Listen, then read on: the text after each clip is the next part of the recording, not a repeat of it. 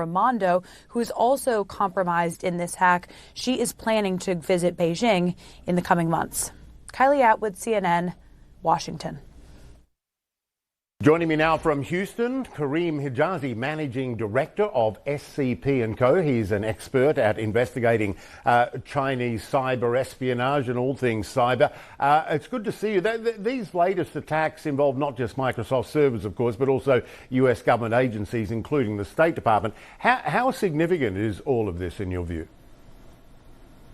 I think it's very significant, Michael. Ultimately, any kind of breach into a computer system, especially a government environment, is nothing to be trifled with. And the fact that it's still using the classic methodology of getting in through an email account and surveilling those email accounts is extremely alarming, because it's a way to collect intelligence and further perpetuate or laterally move through a system, which is of concern. So certainly the fact that it was able to get in, or whoever was able to get in, and lurk and persist for an extended period of time, I understand it was from May onward, is certainly of high consequence. Yeah. You're the expert, but to the casual observer like me, these hacking attacks seem to be happening way too often and way too easily. Is it easy for them? What's not being done right in terms of defense?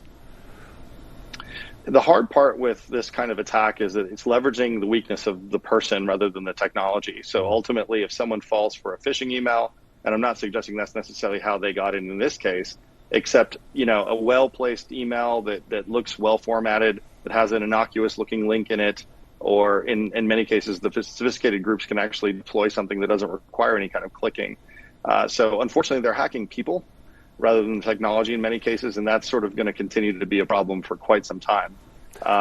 So it is a prolific way of getting in. It's a hugely powerful vector. What is the worst case scenario with these hacks? I mean, not just ransomware, which happens a lot, but in a national security sense, as we said, US government agencies were impacted by these latest attacks. What damage could be done?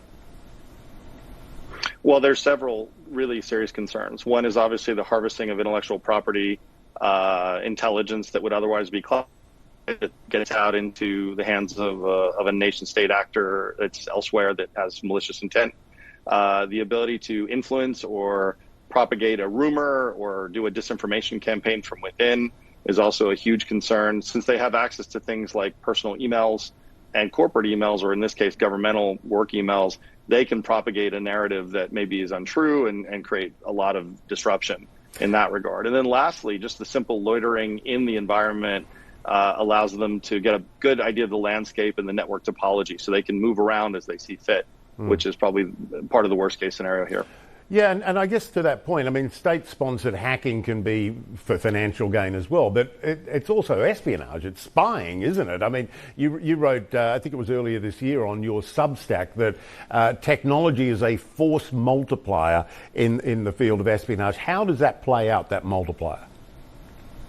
Absolutely. Ultimately, you're talking about the ability to get in, copy yourself to other machines, or propagate yourself to the connection list of an individual in this particular case. So you essentially gain the momentum that you would otherwise not gain by going one by one, or, in the old days of 80s movies hacking where someone's at a keyboard trying to get in. Most of this is perpetuated by things like malware. And now in modern times, we're talking about AI and machine learning based algorithmic systems that can do it on its own and write better than a human can write to get an email put together so that someone may very well fall for or click on.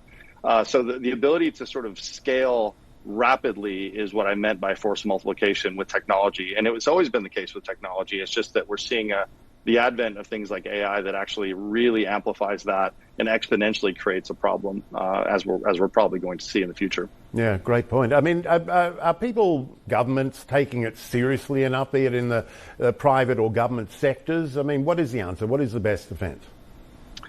It's a hard question and an even harder answer, because we're talking about the ability to sort of abide by the regulations and the compliancy standards that exist. And the government certainly has some very stringent methods and procedures that they demand. However, unfortunately, like I mentioned earlier, when it comes to human error, it's hard to mitigate.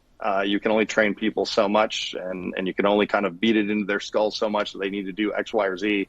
It just takes one time to fail. That's the asymmetry of the problem, is that the adversary can try many times and fail. We can only effectively fail once and it's all over. So there's a real problem with trying to keep this thing level playing field. Yeah, great point. Great analysis. Karim Hijazi, thanks so much. Appreciate it. My pleasure. Still to come on the program.